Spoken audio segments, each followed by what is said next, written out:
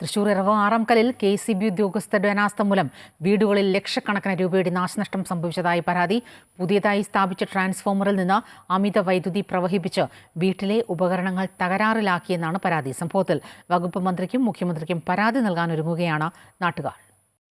കഴിഞ്ഞ ദിവസം വൈകിട്ടാണ് സംഭവം. ഇറവ് പെരുമ്പുഴ പാടശേഖരത്തിനോട് ചേർന്നുള്ള KCBയുടെ പുതിയ ട്രാൻസ്ഫോർമർ ചാർജ് ചെയ്യുന്നതിന് മുന്നോടിയായി രാവിലെ മുതൽ പ്രദേശത്ത് വൈദ്യുതി ഉണ്ടായിരുന്നില്ല.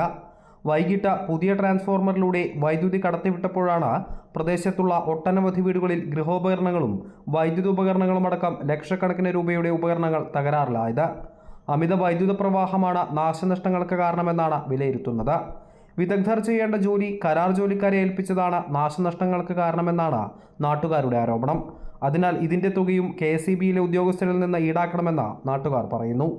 കമ്പ്യൂട്ടറുകൾ, വാഷിംഗ് മെഷീൻ, CCTV ക്യാമറകൾ, ഇന്റർനെറ്റ് വൈഫൈ മോഡം, ഐഫോൺ ചാർജറുകൾ, സീലിംഗ് ഫാൻ തുടങ്ങി ലക്ഷക്കണക്കിന് രൂപയുടെ ഉപകരണങ്ങളാണ് പ്രദേശവാസികൾക്ക് നഷ്ടമായത്.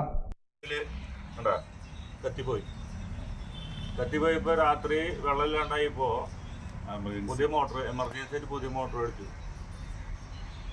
ഇതുപോലെ ഈ ഭാഗത്ത് കുറേ ആൾക്കാർ പോയിട്ടുണ്ട് കേട്ടോ, നമ്മുടെ മാത്രമല്ല, ഈ ഭാഗത്ത് കുറേ ആൾക്കാർ motor point, TV point, fridge point.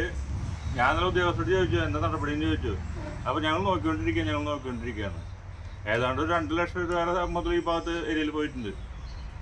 ഇത് സംബന്ധിച്ച വൈദ്യുത വകുപ്പ് മന്ത്രിക്കും മുഖ്യമന്ത്രിക്കും പ്രദേശവാസികൾ പരാതി നൽകാൻ ഒരുങ്ങുകയാണ്. അമൃത ന്യൂസ്, തൃശൂർ.